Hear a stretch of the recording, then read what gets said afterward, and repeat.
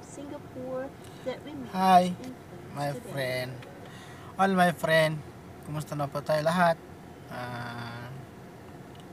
Sa ngayon, may isishare na naman ako kayo ng video para rin sa atin lahat. Para sa mga mahal kong mga kaibigan sa Facebook.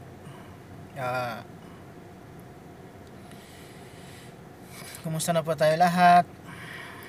Tulad din na sinasabi ko sa inyo, huwag niyo pabayaan yung sarili niyo para hindi na kayo magkasakit. Huwag na kayo mapalipas na mga gutom sa mga trabaho natin dito sa mga amo.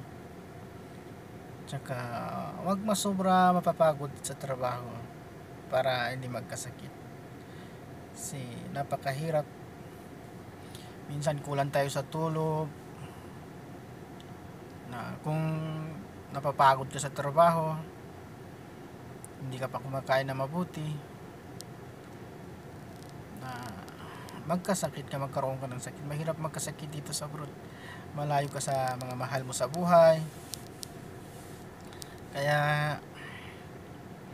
ito na lang payo ko sa inyo, mga kaibigan ko, mga mahal kong kaibigan sa Facebook.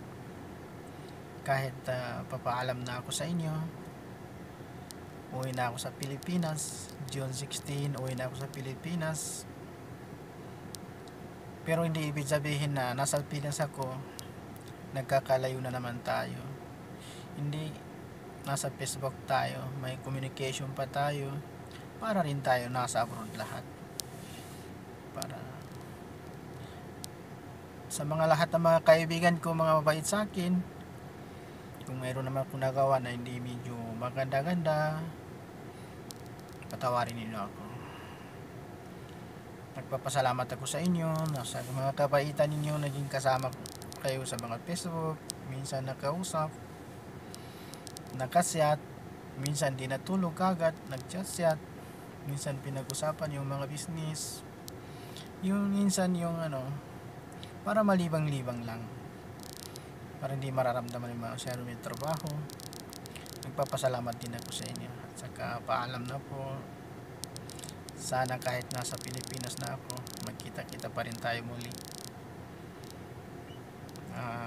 Magkakasama rin tayo muli, tulad din na yung mga kaibigan ko dito na minsan kasama ko.